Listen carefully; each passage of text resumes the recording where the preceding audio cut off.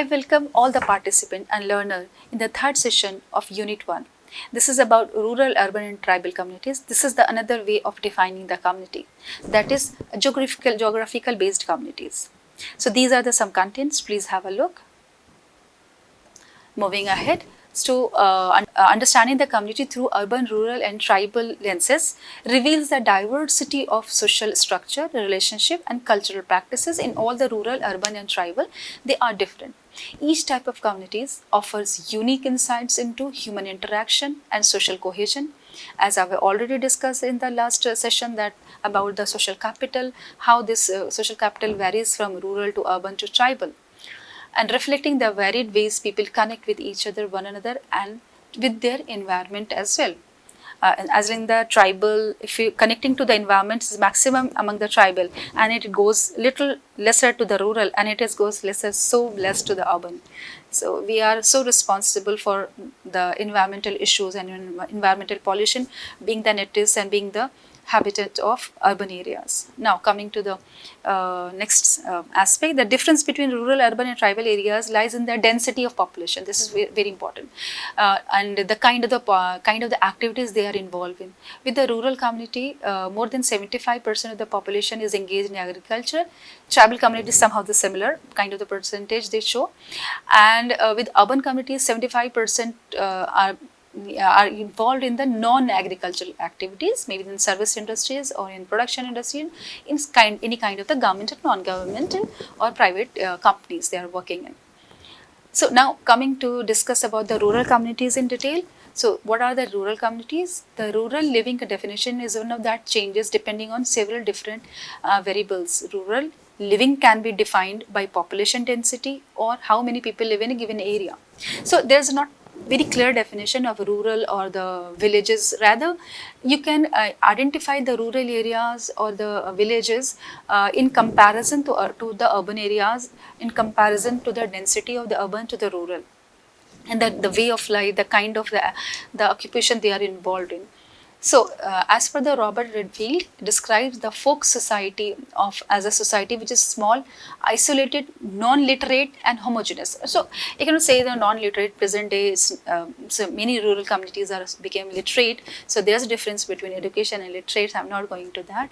So homogeneous, definitely, rural communities are more homogeneous in cultural aspects, in ethnic aspects, in lingua aspect, right? With a strong sense of group solidarity. So they have this kind of a strong solidarity feeling.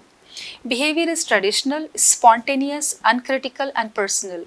There is no legislation or habit of experiment and reflection of intellectual, and so I mean they are not so much into that that is like why this is happening. So whatever they are involved in, that is so much traditional and spontaneous.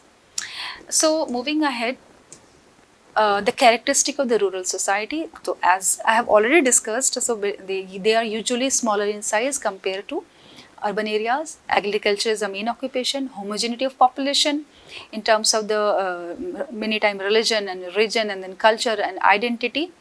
Close contact with nature, as most of their daily activities revolve around the natural environment. Particularly in India, close contact is mainly if you look into the practices, the daily kind of the practices, mainly that how they actually use the wells and then rivers, that is, and these are the resources which are commonly used by every members of that community. Rural society is divided into various strata on the basis of the caste. So caste system is a very integral part of our Indian society, right? I'm not going to again to discuss the positive and the negative aspect of this caste system, definitely. But India particularly the rural India is so much defined and characterized by this whole caste system. Social mobility is rigid because of mainly is because of the caste system, and according to the caste system they occupied and they are doing their occupation. Degree of social solidarity is greater in villages as compared to urban areas. So definitely because they are living since the generations, they are aware about each other's parents and grandparents and all. Rural society have joint family system. The father is the head of the family mainly, and the responsibility, and they are taking responsibility of socialization and taking care of the social norms and all. While it offers advantage in terms of support and resource sharing, it is also presents a challenges related to conflict and gender roles. And then infrastructure constraint, self-sufficient economy. Usually these are the self-sufficient economy, means they have all the kinds of the producer and then consumers within their own community. Resource constraints, definitely this is one of the issue and the problem of the rural area. There are the resource constraints, particularly in respect to the infrastructure and all. Less buying option, because as they have less buying option, because sorry, because in those areas the buying capacity is not much high. So definitely accordingly the shops has not been open and they're not using those kinds of the products. I remember when I was working in Jharkhand and somewhere in the Madhya Pradesh, in the tribal and the rural communities, I saw a lot of the adulterated products in their markets, in their hearts. That is the weekly market. I saw that instead of ponds, it was pots, PODS, and written and the color was the similar. So it is. This is what like maybe, and it was definitely in terms of the money, it was cheaper. So this is what they have a less buying options. If they have a money, their market is not that much, that much of varied nature, or the having the present day products, or the advanced or the smart products. Moving ahead, these are the some economic actors they are involved in, like agriculture, fishing, craftswork, trading, forestry, agriculture. You are all aware about. Maybe majority of you are somewhere belong to the rural areas, as I do. So we are aware that these are the some common activities. Particularly agriculture occupies the maximum, and rest of the activities are related to somewhere to the agricultural part. Rural issues. So this is again very important, that being a community worker and a social worker, we are very concerned about the kind of issues they have. So the lack of healthcare facilities in rural areas can result in extensive travel times for medical treatment, as well as paucity of medical personnel. I would like to mention here that the maternal mortality, MMR, that is called maternal mortality rate, or IMR, infant mortality rate, and even the TFR, total fertility rate, is much higher in the rural areas than the urban areas, as per the WHO fact sheet, right? And the majority of the death of the mother is been happen in the rural areas comparing to the urban areas. So one major reason is definitely is because of the inaccessibility of the medical facilities or healthcare facilities. Although government tries their level best to promote the health facilities in the rural areas, they with this program, the onset of this program of after this ASHA program under the National Rural Health Mission. So ASHA is there in every communities to actually facilitate, particularly to the maternal health, particularly to supporting to the pregnant women and lactating mother. But even though the situation has been changed, definitely, but it is not up to the mark, up to the target level. This is because of the lack of healthcare facilities in the rural areas comparing to the urban areas. The learning experience is also lack in the rural areas. They're not having, in these rural areas, in the villages, they're not having any quality schools and colleges in the community. If the schools has been there and someone wants to study further, going to the colleges, that is not available. And this particular issue has been further, is more among the women or the girls, because the girls are not allowed to go further or to farther areas to attend their colleges. So that's why dropout is so high in the rural areas comparing to the urban areas, and among the girls it's mostly high comparing to the boys, definitely, right? So this is because of the lack of school, and then the distant colleges, and then not of the good quality schools and colleges, and then coachings and all. Residents may find it challenging to obtain jobs, services, and education due to the lack of public transit choices. So public transit choices is one aspect, means there is lack of commute issues is there. There's not a good roads is not good, and even that they don't have the railways connectivity as such as good. They don't have public transports and good public transport. If even today I do remember when I worked in the rural areas, so to travel one from one village to another, I just waited for any kind of vehicle for since like 1 or 2 hours. So that is what one issues which is very common in the rural areas, right? So and their availability of lack of availability of decent jobs is because they don't have much industries. Mainly the jobs is, as I have already told, that 75% of the occupation and activities they are involved in around the agriculture. So what next is has been left. So this only that related to the agriculture. So they don't have any factories, you could say, or the services. So lack of jobs and inadequate pay, if it has been there, so pay is not good, may cause to people to migrate. This is again an issue, migration. And migration is one very important indicator of explaining whether the community is developed or not. If any areas which is having more out migration means migrating from one place, means someone is migrating from if I say that migrating from Bihar to, or from UP to Bombay and to Delhi, this means that development is not so here in these areas. Particularly if you say that maximum migration happened from rural to urban, even in the UP, Uttar Pradesh, or in Bihar, in the countries in the northern India, the majority of the migration happened from rural to urban. And then from, again, if further goes, it then from state to another state, which they believe that having more opportunity, more industries, like in the Gujarat and Maharashtra and all.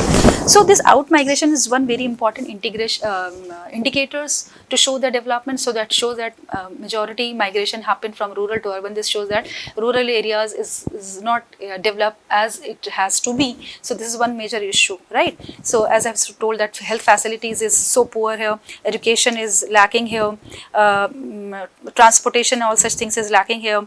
And then lack of the jobs and opportunities, lack of industries there.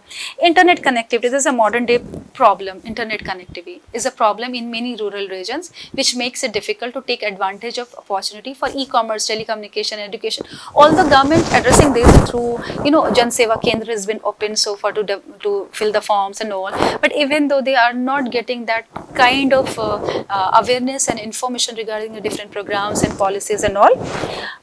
So issues often requires targeted policies and investment to improve quality of life and economic prospect for rural residents. So my dear students, not only that government has to, given all the answers, although they tried their level best, our country's policymakers are fantastic. They have, they have actually developed very nice programs. If you look into the ASHA program or any kind of the program or any sort of the program, they are very intelligently developed as per the needs and requirements of the community, even though as the problem is so high. So every one of us has to come forward to support, to build a good nation, So we have to participate in a nation building. Belong to any subject, it's our responsibility to go to work for the community, particularly the community of need. So as community of need, I've said, this is what the concern for the social worker, community of need, and community where our major, it's a clientele of us, the community which is in need, where we have to go. So don't see the communities seeing like they don't have resources, they don't have this and they don't have that. Always believe that community wants change and can change. They have lot resources, they have lot guts and empowerment. It's just need a kind of momentum, and you can go with that momentum. So there are other issues like poor infrastructure facilities like water, electricity, health, employment that we have already discussed. If the roads are there, so bridges are there that old and improperly maintained and needs further, maintenance, and so that's accessibility and safety could be enhanced. Degradation of the soil, this is all after all this green revolution happened in country, and so see that soil became after using a lot of the fertilizers and all, so soil became somehow is acidic and is not proper for like further cultivation, and not only the after the, this is the issue. There's other issues that that's actually the reason of the degradation of the soil, water scarcity in many areas, like in many villages in the in Maharashtra, even in the Rajasthan, and many areas. Climate change on farming methods are some of the issues of rural population may have in related to agriculture. Because of the climate change, you see that in the month where you expected heat or the rain, you have still the the cold waves is there, or the hot waves is, so it is that the whole climate has been changed and shifted. So again, this is a huge topic to be discussed. So here just understand that because of the climate change, it's totally it's largely affected to the agriculture production. And so if agriculture production is being hampered, 75% of our population is involved into that. So definitely it is a major issue and concern for the rural community. A lack of social services and leisure activities, like they don't have cinemas and all kind of things, and malls and all. So where usually we urban dwellers move around and get leisure time, there may not be many possibility for affordable housing, and the general state of living may be affected by the necessity for major repairs on existing dwellings. So these are certain government schemes for rural development in India. Please do study later on. So because these are the very important programs. Before going to the community, you have good information about these programs, so that you will be able to make the community, particularly the rural community here, aware on these programs, so they can avail these. Now coming to the urban community. So what does this urban mean? So it's derived from the Latin word urbanus. That root is about the herb. Urbanus, from urbanus, it's a herb which means city. So urban community is typified by a concentration of man-made structure and higher population density as compared to the rural community. These neighborhoods frequently have a mixed population with residents from different cultures, backgrounds coexisting in close squads. So, as per the 2001 census, it distinguishes the urban areas into two types of the towns. One is census towns, another is statutory towns. So, census towns are places which satisfies a certain criteria of minimum population of 5,000 at least. That is 75% of the male working population are engaged in non-agriculture. So, this is again important. Non-agriculture, around 75% of people are not involving in any agriculture kind of activity. And at least the density of the population is around 400 individual per square kilometer. Second definition and second explanation of of the town from the census 2001 is statutory towns are all places with a municipality, corporation, containment board, or notified any town by any or declared by the state law. So then we call it as an urban areas. But mainly the density, the kind of activities are so much important to define any urban areas. Now coming to the characteristic of the urban area. So higher density is one characteristic, as Louis Wirth has once very clearly mentioned that, or considered that, urban areas as relatively large, dense, permanent settlement of socially heterogeneous individuals. So it is, its definitions beautifully defined every characteristic. See, relatively larger, relatively to the rural areas, definitely dense, permanent settlement, or socially heterogeneous. See all the characteristic here in this definition. People engaging is mostly in occupation other than agriculture. So I have already mentioned that 75% in the urban areas are involved into non-agriculture kind of the activities. So Max Weber here considered urban areas to be more evolved organizationally based on the principle of rationality with the presence of a market and a specialized class of traders. So it's mainly is about the manufacturing and then trading and then business and then markets and all. Coming to the next kind of the characteristic, infrastructure, modern transportation, healthcare and education facilities are frequently found in urban areas. That's why migration has been there. Social networks, like because of the fast-paced lifestyle, relationship may be formed more formal and ephemeral, means for temporary period maybe. Urban areas are more in order, regularity is there, punctuality is there. These are the characteristics of urban areas where laid back attitude is there in the rural area. They get up early, and then they actually enjoyed working in the or having chit chat with each others and all. But in the urban areas it's not like that. So for in the urban areas, the kind of leisure time is to spend time with their families or with their friends, and having parties and going to the malls and watching movies and all. So these are the certain common characteristic which has been found in the urban areas to get the to involve into some kind of the leisure activity. But in the rural areas, having or getting along with spending time to each other, that is their best, you could say, the leisure time. City people are physically crowded but socially distant. This is, this actually gives a paradox that arises frequently in metropolitan cities.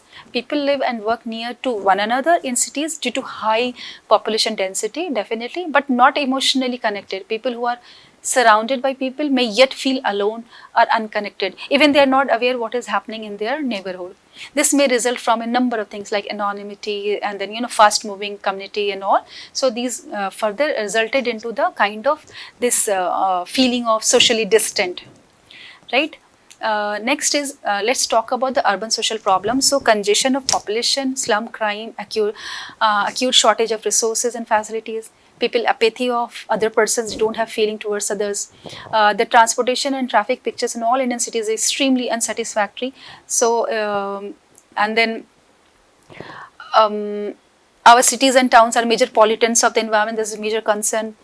Housing affordability is high. I mean, it's very difficult to get cheaper houses in the urban areas, particularly if you're going to any metropolitan city.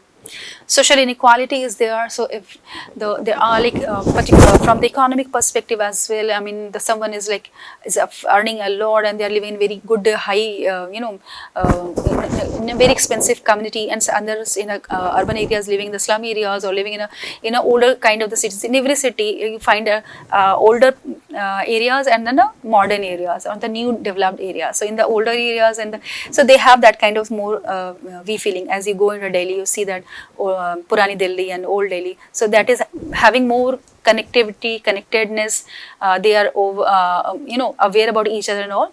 So, but not in the New Delhi and then the Delhi where people are coming and then settling over there in the New Delhi, right? The migrating from the different areas. So there are a lot of inequalities you can identify.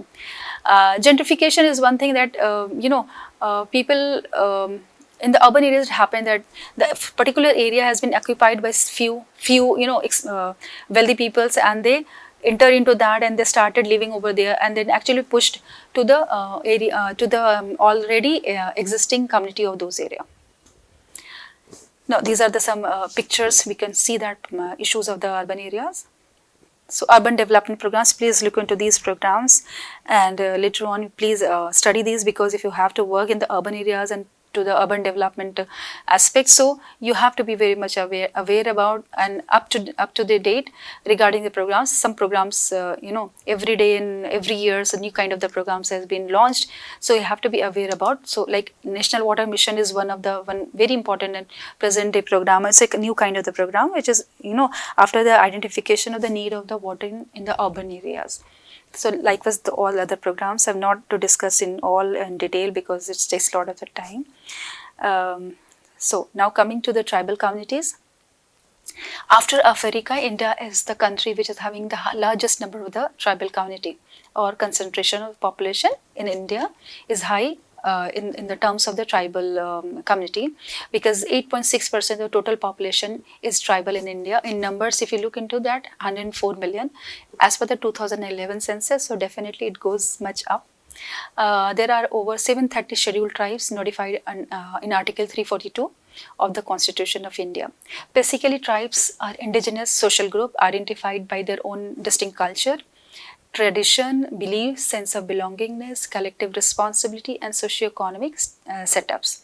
They are identified by particular territory, each one of them occupied, and are governed by their own political system with an accepted leader and elders. Even their tribes have their own totem. Totem means they have some kind of belief system with some kind of the maybe with some animal faces, with some kind of the non-animal faces even. So they do believe, they do respect, and they do kind of they associated with that totem and they identified themselves with those totem. So totem is particular in many tribal communities, not to all but many tribal communities. That is what the point of their identity. Tribes have their own rules of descent, kinship system, even of their marriages and all. And family forms are structures, dialects distinct. They have a different dialects from one tribe to another. You cannot identify the same kind of the dialects they have spoken on. Tribes are also known for by the many terms like Adivasis, indigenous, aborigines, backward, hill tribe, primitive, etc.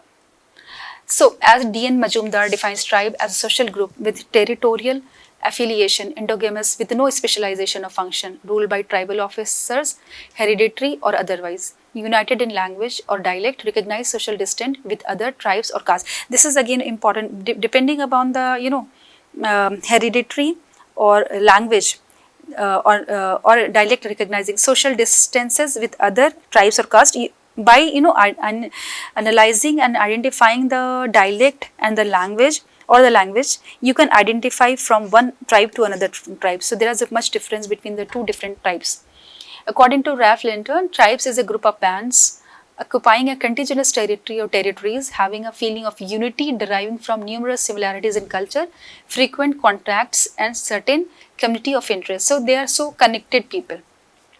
They are endogamous tribes. Typically, practical endogamy means meaning that members marry within their own tribes. This practice helps maintain cultural and social cohesion and reinforce the sense of identity and belonging. No specialization of function has been found among the community member, right? So these are some of the aspects of the community. The regional distribution, let's see that the Himalayan region is subdivided into northeastern Himalayan region that comprises the Assam, Meghalaya, Arunachal Pradesh, Nagaland, Manipur, Mizoram, etc. And these are the some common tribal. Central Himalayans like the Terai areas of Uttar Pradesh and Bihar. Northwestern Himalayas like Himachal Pradesh and Jammu and Kashmir. And then states of Himalaya, and then these are the some common tribes like these areas they have been found like Daflas, Patnis, Akas, Mishmis, Khampis, Singapores, Kukis. Even the most important thing that all the tribes, the lingua, the kind of the culture, they may vary from one tribe to another, but the basic basic concern and basic cultural things has been common to all tribes. That is what they are. They are homogeneous in nature. They are usually living and very close to their nature. So these are some common factors which is common to all the tribes. And then also in India, it is about the middle India region that comprise the states of Bihar, West Bengal, Orissa, Madhya Pradesh, and about 55% of the total tribal population of the country lives in the middle India region. Western India region, this is about comprising the states of Rajasthan, Gujarat, Maharashtra, Goa, and the Union Territory of Dadar and Nagar Haveli. The tribes inhabiting this region are the Barodias, Bharwads, Bhils, Domars, and all. And then South India region, this is what comprising the state of Andhra Pradesh and all Tamil Nadu. Okay. So these are the some important tribal areas which has been found, and again the island regions. This is what the Great Andaman is. This is very specific and very identified tribes because they carries their own traditions and cultures so strongly. Structure. If you look into the structure of the community, so the kinship is an instrument of social bonds. Means they are endogamous in marriages, so they have their own cousins and then extended families. They are all living together. A kind of the clan culture is there. Lack of hierarchy among men and groups. There are not so much hierarchy. I have found, even I worked with the tribal community and I've seen that they are not much been divided into up and lower, and the caste wise and all. Even the class wise, there is not much that kind of the strong hierarchy. Absence of strong complex formal organization, definitely. You could not find any kind of the complex of formal organization, banking or education like the schools and colleges likewise. Little values or surplus accumulation on the use of capital and on market trading. They don't actually keep the money for the future. They just believe in live in today, means here and now situation. They're just believing in the here and now situation. Whatever is happening, they are just concerned for that. What is my observation as well? Lack of distinction between forms and substances of religion, means there is I mean, there's a distinction between the what they actually what their belief system in the religion, and I mean the common kind of the religion they have followed a different set and different kind of the religion. Mainly, sometimes they have lot of belief in their own totem. I remember in one of the tribals in the in Jharkhand, they actually for them a wall with the square shape was a totem for them, and they do believe that this is what they have the supreme power, they have some kind of the power in that that wall, the square kind of the wall. That is one I remembered. So that is very unique. I still I mean that always giving me that goosebumps at how the different kinds of the tribal communities, their belief system, particularly around the religion, a distinct psychological makeup for enjoying life. So they have different set of kind of enjoyment statements. They don't have definitely malls and cinemas and all. So again, like the very strong rural community. Again, in the rural areas, there the rural areas of villages which is near to the city, and the villages which is very interior to the and away from the city regions. The kind of characteristic has been changed. So here the villages which is very interior, they are somehow similar to the the kind of enjoyment, the kind of leisure time is somehow similar to the tribal community. So mainly they enjoyed their time having gossiping, not gossiping, but having time in spending time together. They usually used alcohol. I mean the desi alcohol, you could say that they develop their own. So they don't buy the any expensive kind of things. Even in terms of the clothes, in terms of any utensils, they don't buy any expensive thing. They have their own ways of clothing, wearing of the clothing, and they buy somehow this cheap kind of the clothing, and then utensils and any support system of their life. They usually don't have television at their homes, and then fridge, which are we consider as a normal thing. In comparison to non-tribal population in India, tribal enjoy more gender equality. I must say that sex ratio of the tribal population in the country is higher than the national average at 990 females per 1000 males. That's good. And I've also experienced that the females were so empowered. I mean, that's not like that female has to be inside the house and all, they're not allowed to come out. So they were equally participated in every activities which we did in the tribal community. Male dominance is present in these civilizations, so that is there, that because majority our society is patriarchy, but in among the tribals only we found some matriarchal communities where the mother is the head of, women is the head of the family. So like the Garo Khasi of Meghalaya, they actually follow the matriarchal kind of family system. Now coming to the next one, that is the tribal issues. So we all know that poverty, exploitation and marginalization is high among the tribal community. Indian tribal communities have also been subject to various forms of discrimination and marginalization based on their ethnicity, socioeconomic status and other factors. This has often resulted in limited access to education, healthcare and the basic services, as well as higher rates of poverty and unemployment. So next is about land rights and the displacement.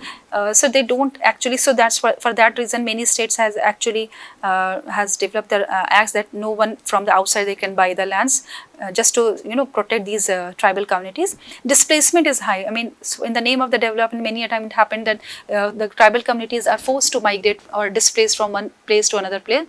See, I would like to mention here, displacement of the tribe is not like the displacement like us, that we have to displace from one area to another area. Rather for them, as I've mentioned about the totem, as I've mentioned that they're so connected to their environment. So for them, the forest is their emotions. Forest is their, God many a time. Forest is their, they are so habitual of the kind of trees they are, born and brought up with. So displacement of tribal is not just merely a physical displacement. It is about the emotional displacement. It's about more than the, physical statement. Loss of culture and tradition. So now tribals are with acculturation, they are became more smart enough. Economic and technological backwardness is there. So definitely these people are not that much technologically advanced. Socio-cultural handicaps, because of this it happened. Political marginalization there. Rarely they have been taken into consideration by the local leaders and all. Problems of assimilation with the non-tribal population. They themselves don't want to assimilate with the non-tribal population, and even the non-tribal population, they don't want tribals to come. They allow the space to come near to them. Illiteracy is high among the tribal communities. Problems of health and nutrition is so high. Although they have some kind of their own traditional and cultural mode, which they can support them for their nutritional aspect and problems of health. But even though modern medicines and modern health care is not been as available to the tribals as to the other community. Displacement and migration. So I have already discussed migration is high and displacement I have already discussed. Rehabilitation problems, so that is what they actually, once they have been displaced, they have not been rehabilitated as they are I mean as their rights as per has to be. I mean they have to be rehabilitated accordingly, but they are not actually rehabilitated equally as they have been displaced. So as United Nations Forum has discussed that indigenous people around the world have sought recognition of their identities, their way of life and their rights to traditional lands, territories and natural resources. Yet throughout history their rights have been violated. So it's not the case of Indian tribal community only, but it is the common phenomena happened around the world. As per the Dr. Manmohan Singh has said, there has been a systematic failure in giving tribals a stake in the modern economic process that inexorably intrude into their living spaces. The systematic exploitation and social and economic abuse of tribal communities can no longer be tolerated. So this is what the statement given by Dr. Manmohan Singh. So imagine being at the highest position of our country, if he observed this and he said this, so this is what the truth. Right? So UN has said this and then Dr. Manmohan Singh said this. So we could finally conclude that the tribals are in lots problem and issues which need urgent intervention. Right? So in finally, I would like to conclude my lecture with the statement that the communities of today are facing lot of challenges. The ancient social relations, emotional bonds and sentiment ties are no more significant and visible. So even the kind of tribal communities, they have also been changed from earlier to present day. The diverse types of communities like rural, urban, tribal, each contribute uniquely to the rich tapestry of human society. As we reflect on these differences, we are reminded of the words of renowned anthropologist Margaret Mead that a small group of thoughtful people could change the world. Indeed, it is the only thing that ever has. So each type of community contribute to the broader social fabric, highlighting the diversity of human experiences. Understanding these differences is essential for fostering mutual respect, addressing challenges and promoting sustainable development that honors the unique needs and value of each community. So others' needs, other identity, others' culture is never looked down by the another community or another set of people. So that is what then give birth to the this cultural rivalries or ethnocentrism, that my culture is better than your culture, my community is better than your community. This is what the central point for all the conflict in this world today. So we have to concern, we have to understand all the communities from their point of view, from their perspective, right? We don't go with our own preconceived notion that this community is like this. Rather we have to go with the open minded that whatever the community, the culture is, we have to absorb, we have to understand, and we work accordingly. So with this word I just close my today's session. Thank you so much.